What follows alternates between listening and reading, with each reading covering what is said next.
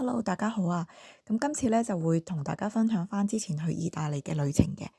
咁因為 Ryanair 做特價啦，咁來回機票咧都唔使10磅，咁咧真係抵到你唔信啊！而我嘅第一站咧就係呢個比薩斜塔啦，咁所以咧我就搭咗第一班嘅火車咧就去到呢個披薩，咁跟住由火車站再行去呢個比薩斜塔咧就大概15分鐘嘅啫。咁我朝頭早10點幾到啦，咁但係已經咧有好多人喺度打卡啦。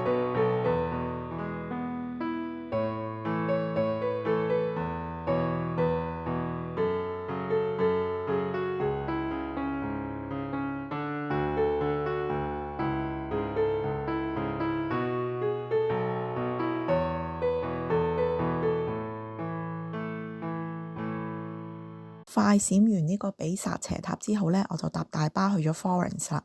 咁呢個城市都幾舒服嘅。咁佢最出名呢就係呢個白花大教堂啦。咁佢真係超級咁多人咯。咁所以呢，我就只係喺外邊行咗一圈度。咁教堂裏邊呢，其實都好大下嘅。咁花紋都好靚。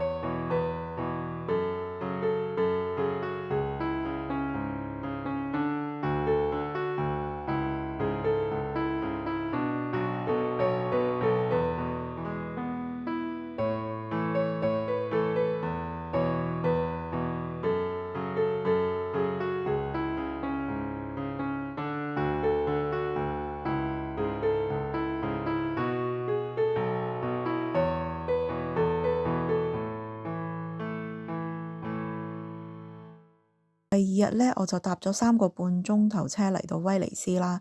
咁呢度的確係好特別嘅，咁係一個水都。咁主要嘅交通模式咧都係行路啦，或者係搭呢個水上交通嘅。咁佢係歐洲最大呢個無汽車地區嚟嘅。咁當然用腳就行唔晒啦，咁所以都係要靠搭呢個水上巴士嘅。咁一程咧都好貴，要9個半歐羅。咁所以咧我就買咗一日票啦，就25歐咧就任搭嘅。咁呢度嘅遊客超級咁多，咁船飛咧年年加價一樣係咁多人嚟咯。咁而今年4月咧仲開始徵收呢個入城費5個歐羅，咁係需要預先網上登記嘅，咁屬於全球首例嘅。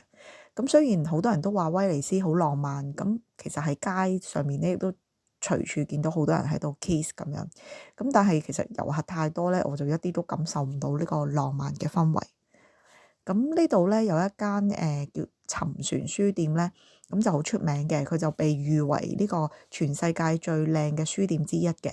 咁裏邊嘅書當然就係佢賣嘅書啦，而佢店外咧其實佢就用咗一啲已經浸濕咗嘅書咧嚟去堆砌出嚟嘅一個書牆咁樣。咁老闆咧仲將呢啲浸咗水嘅書咧就搭成呢個書梯嘅。咁所以喺呢度咧，即係有一條咧書店裏邊必爬嘅階梯嘅，咁個個都會行一轉，咁係一個好熱門嘅打卡點嚟嘅。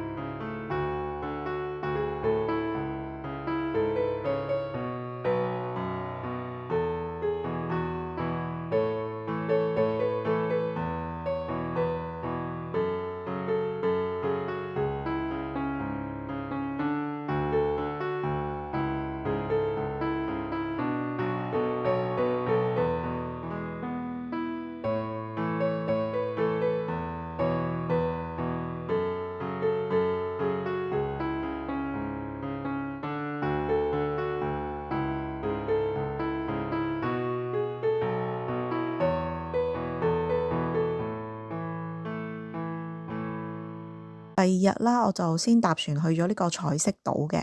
咁呢個島咧，即係堪稱係威尼斯嘅童話小島啦。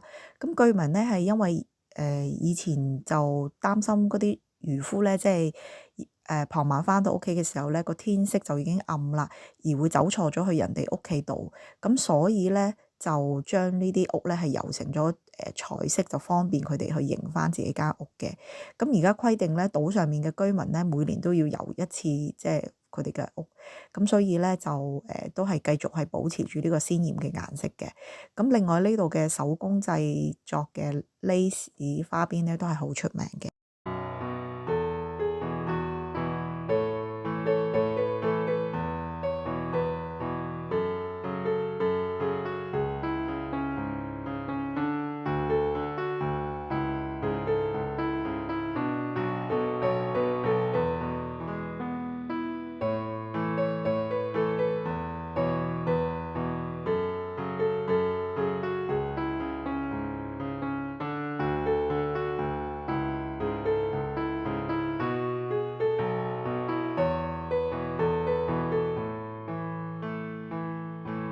去完彩色島之後咧，就再搭船去咗呢個玻璃島啦。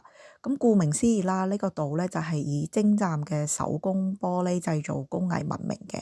咁通常咧嚟呢度嘅遊客咧都會買翻一兩件手信嘅。之後咧，我就搭巴拉巴拉卡咧，就嚟到我嘅最後一站貝加摩啦。咁呢度係一個小城嘅，咁我回程嘅機場咧就係喺呢個地方。咁但係本身咧就冇計劃喺度停留嘅。但之前咧有好幾個當地嘅人咧都推薦嚟呢個貝加摩嘅，咁所以咧我就決定係留翻一日喺呢一度參觀咯。咁而我覺得呢個決定都係冇錯嘅。